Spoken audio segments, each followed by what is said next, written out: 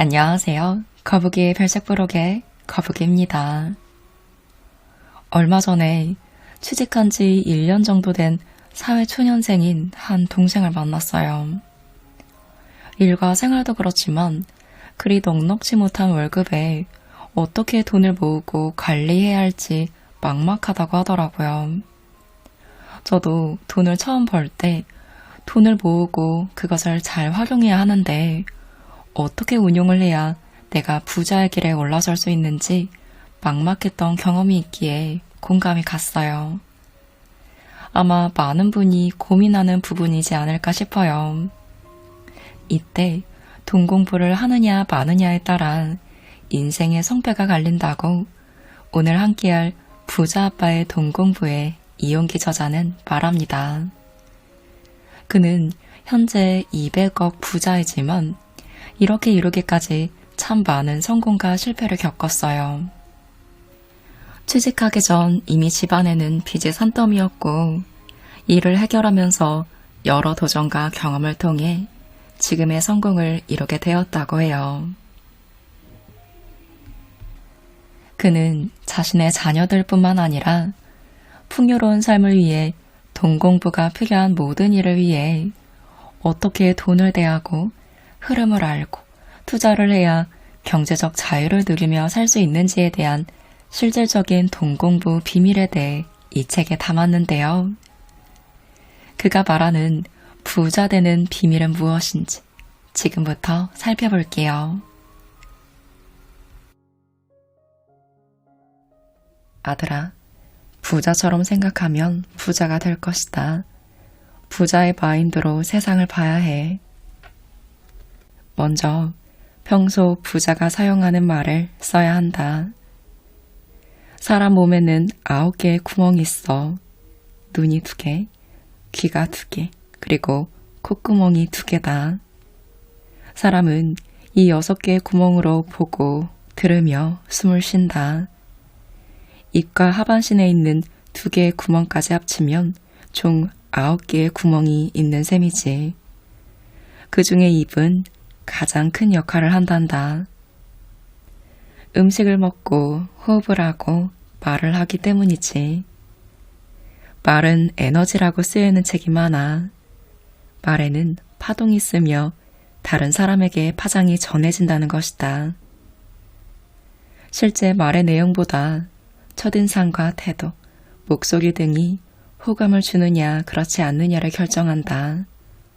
특히 만나서 처음 하는 말이 시간을 내주셔서 감사합니다. 인상이 좋으시네요.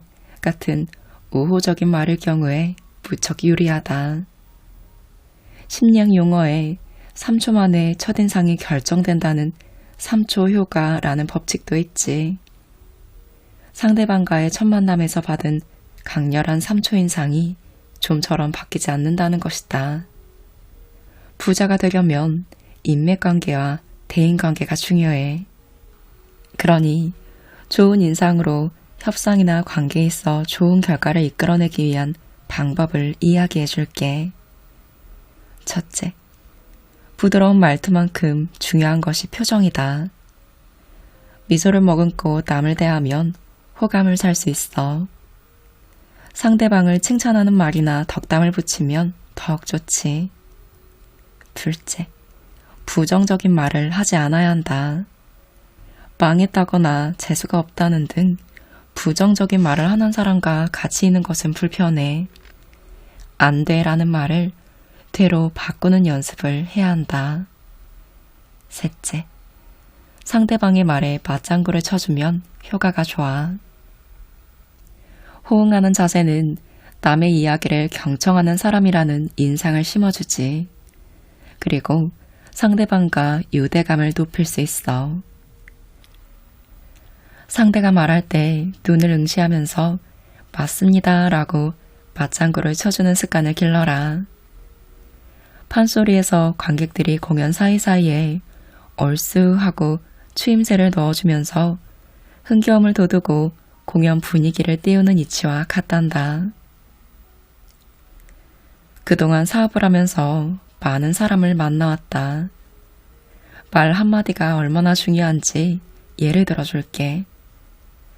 직원을 채용하려고 한 여성을 면접 본 적이 있어. 회사 재정 보증 요건으로 보증보험 가입이 필요하다고 말했다. 그러자 면접을 보던 그 사람은 신용 점수가 낮아 보증보험 가입이 어렵다고 대답했어.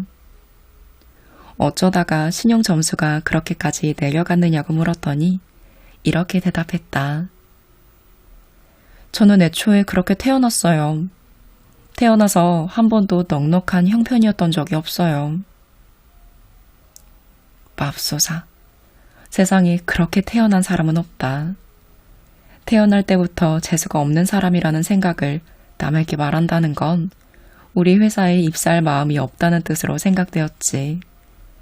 그래서 결국 채용하지 않았다. 아들아, 입버릇처럼 이렇게 말해봐라. 나도 돈을 좋아하지만 돈이 나를 더 좋아한다. 나도 돈을 좋아하지만 돈이 나를 더 좋아한다. 입이 뇌를 작동시키는 스위치라고 생각해라. 스위치를 올리자마자 자동으로 돈이 나를 사랑한다. 나는 재수가 좋다. 돈에게 감사한다고 되뇌어라.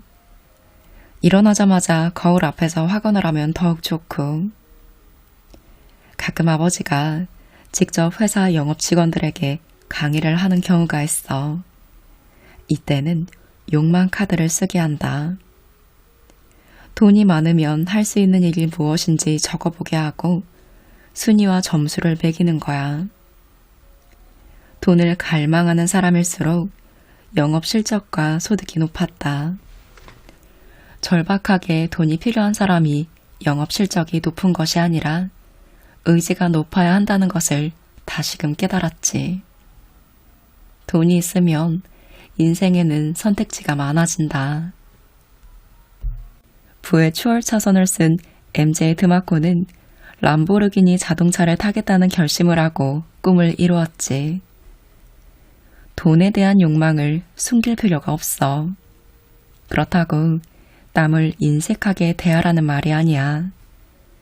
돈이 생기면 한턱 내는 습관을 가지는 것도 좋다.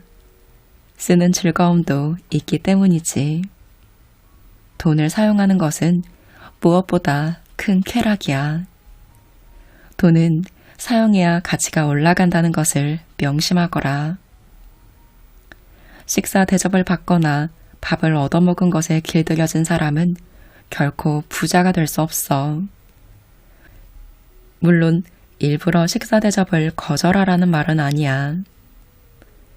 코코 샤넬은 상대가 부자인지 아닌지는 상관없다. 그것보다 그 사람이 어떻게 사용하는지를 본다 라고 말했지. 겸손한 자세와 공손한 말투는 기본이야. 상대방에 대한 관심을 표현하는 것도 중요하지. 괜찮다, 잘 될 거야, 좋은 일이 생길 거야 라는 긍정적인 말투가 습관이 되면 세상을 살아가는데 큰 무기를 가진 것이나 다름없어. 예를 들어 일론 머스크의 도전 정신을 표현하고 싶다면 일론 머스크의 장점, 닮고 싶은 점을 남에게 표현해라. 그의 성공 스토리를 전파함으로써 간접적으로 그런 사람을 존경한다는 아들의 꿈과 희망을 알리도록 해라. 일론 머스크는 아니더라도 그의 삶을 동경한다는 인상을 심어주라는 것이다. 기억하거라. 좋은 첫인상을 심는 것이 중요해. 겸손한 자세와 공손한 말투는 기본 중에 기본이다. 50년 전의 옛날 부자들은 큰 집에서 살았다. 마당 한쪽에 있는 곳간에 사계절 먹을 식량을 쌓아두고 하인을 부리며 살았지. 옷도 양복점, 양장점에서 맞춰 입었다. 그런데 현대사회에는 단지 겉모습만으로 부자와 가난한 사람을 구별하기는 힘들어. 투자에 있어서도 마찬가지다. 부자들은 자산관리와 투자를 조심스럽게 해나가지만 부자가 아닌 사람들이 오히려 투자는 외면하고 비싼 자동차와 명품을 사는 경우가 많다.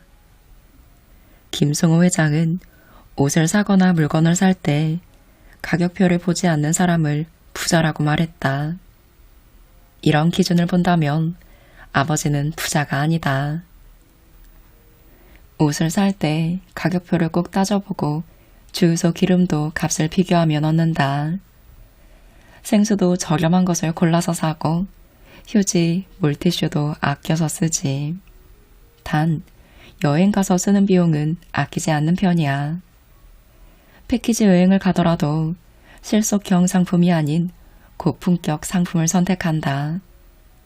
비용이 많이 드는 자유여행도 선호하는 편이야. 온라인상의 은퇴 카페나 파이어조 카페에 올라오는 질문 중에 가장 많은 것이 얼마 정도의 자산이 있어야 은퇴할 수 있는가이다. 이 질문에 대답하기는 어려워. 사람마다 만족하는 생활 수준이 다르고 부동산, 자동차, 명품 등 갖고 싶어하는 기준이 다르기 때문이다. 예를 들어 30평대 아파트 한 채만 있어도 만족하는 사람이 있는가 하면 부동산 월세 수입이 수천만 원이 되어야 만족하는 사람도 있으니까. 달러 기준으로 100만 장자를 가르는 100만 달러는 우리 돈으로 약 13억 원이다. 이 돈을 은행에 고스란히 넣었다고 치고 이자 소득을 계산해보자. 이자율이 4%이고 이자 소득에 대해 15.4%의 세금을 낸다면 연간 약 4,400만 원이 된다. 이 정도면 대기업 대졸 초임 연봉 정도로 넉넉한 생활을 하기는 어렵다. 배우자 자녀가 있다면 더욱 살기 팍팍하지. 100만 장자라 하더라도 은행 이자만을 바라고 파이어족이 되기는 어렵다는 결론이 나온다. 대출금 상환 부담이 적은 집과 자동차가 반드시 필요하지. 직업을 버리고 은행 이자의 힘으로 살고자 한다면 예금액은 점점 줄어들 것이다. 연간 물가 상승률이 5%인데 은행 이자로 4%를 받는다면 자산은 줄어드는 것과 같다. 그래서 투자 수익률이 물가 상승률보다 높아야 한다는 거야. 돈이 많다고 반드시 행복한 것은 아니다. 하지만 돈이 많으면 행복해질 가능성이 커지지. 목표로 했던 돈을 벌고 성공을 거둔 사람이라면 언제든 명예를 추구하는 삶을 살 수 있다. 이때부터 성공이 주연이고 돈이 조연이 된다. 돈을 더 벌려고 노력하지 않아도 저절로 굴러들어오는 시스템이 만들어졌기 때문이지. 얼마 전 김승호 회장은 6대6에 수천 개의 매장이 있는 스노우폭스라는 세계적인 도시락 회사를 매각했다. 그는 화해, 양계, 출판 사업 등 다양한 분야에도 진출해 있지. 그리고 우량 기업에 지분을 투자해 배당 수익이 생긴다. 그는 1초 만에 얼마의 돈을 버는지 알 수 없는 시스템을 가지고 있어. 잠을 자는 시간에도 재산은 계속 불어난다. 이런 경우에는 애써 사업에 매달려 부를 추구할 필요가 없다. 그는 강연, 저술, 멘토링 등 하고 싶은 일을 하며 살아간다. 그야말로 돈이 조연이 된 것이다. 페이스북의 창업자 마크 저커버그와 그의 아내 프리실라 첸은 딸 맥스가 태어나자마자 딸에게 보내는 편지를 언론에 공개했다. 부부가 살아있는 동안 페이스북 주식의 99%를 박애주의적 활동에 기부하겠다는 내용이었어. 미국 부자 중에서 자식에게 재산을 물려주는 것을 꺼리는 사람들에게 이유를 물어보았다. 자식에게 물려주어 그의 인생을 망치고 싶지 않아서 라는 대답이 많았다고 해. 잘 사는 나라일수록 노블레스 오블리주를 행하려는 부자들이 늘어나고 있다는 사실에 주목해야 한다.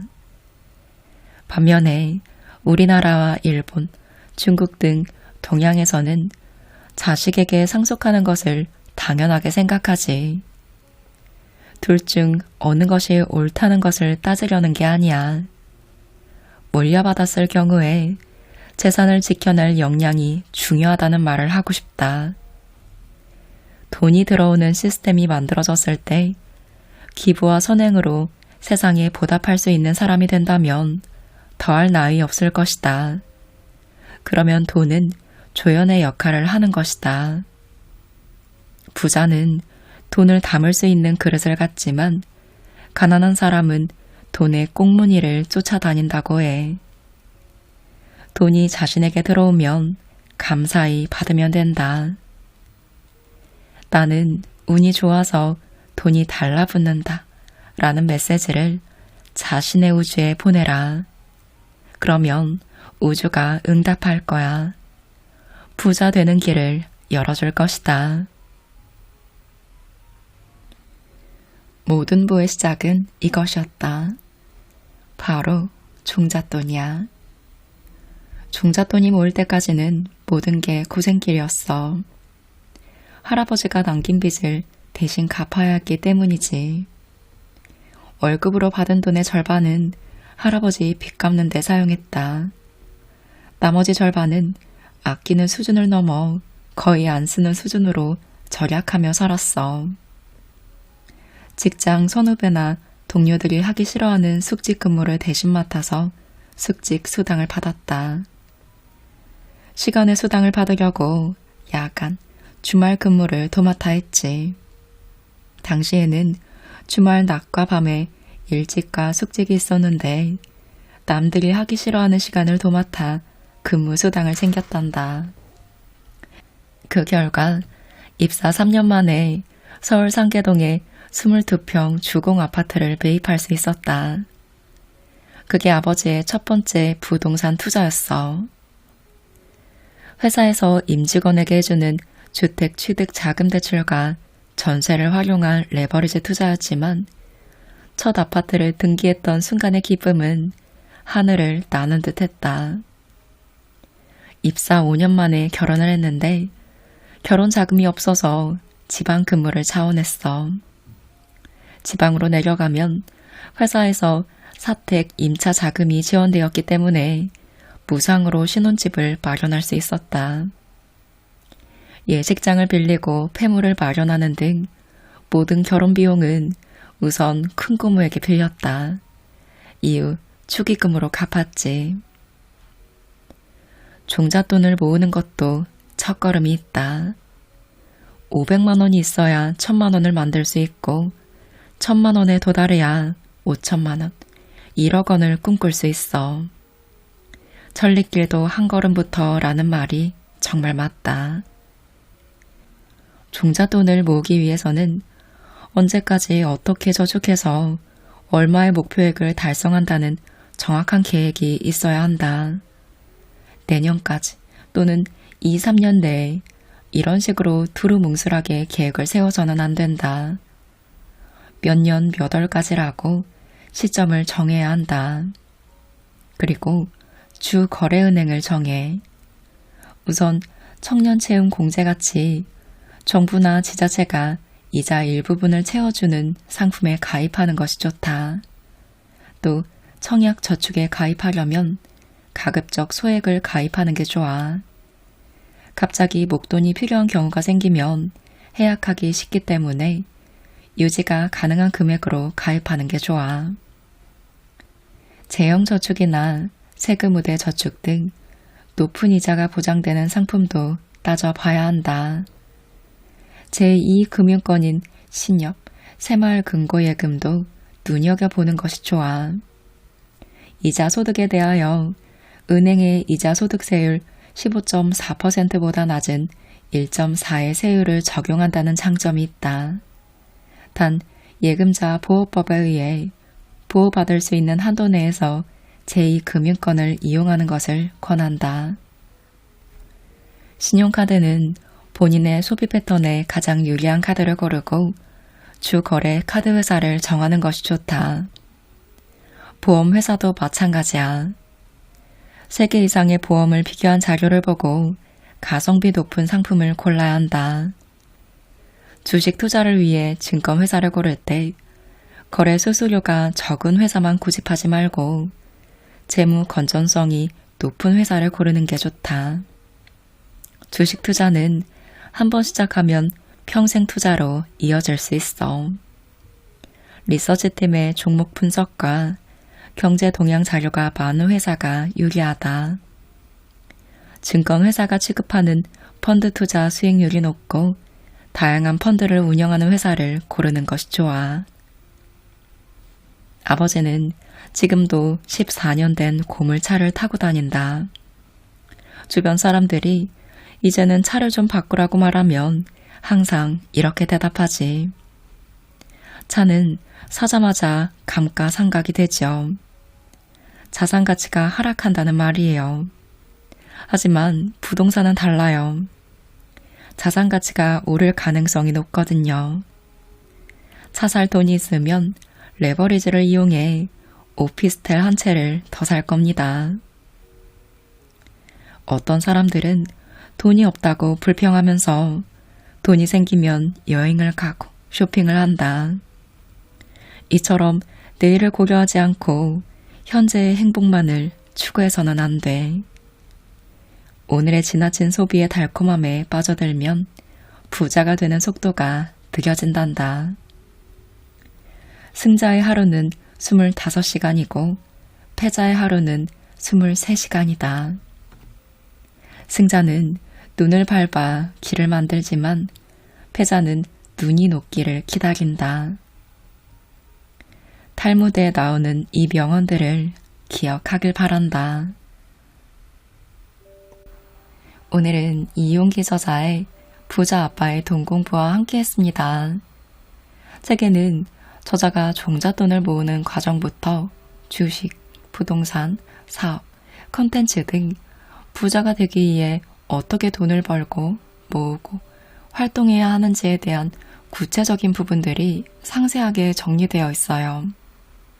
뿐만 아니라 부자의 습관, 언어, 마인드를 비롯해 요즘 세상의 트렌드에 맞추어 어떻게 나에게 맞는 방향성을 잡아야 하는지에 대한 전반적인 내용들이 정말 자녀에게 코칭하는 느낌의 문체로 되어 있어서 딱딱하지 않으면서 쉽게 정보를 이해할 수 있었습니다. 시대가 급격히 변화하고 있는 지금 이 흐름에 맞춰 돈을 대하는 현명한 지혜를 갖추고 싶은 분이라면, 부자 되는 인생이 되고 싶은 분이라면 이 책이 많은 도움이 되시지 않을까 예상해 봅니다. 부가 행복을 가져다 주는 것은 아니지만 돈이 없으면 상처가 되죠. 우리 모두 상처 없는 행복을 누리길 응원하는 마음으로 영상 마무리합니다.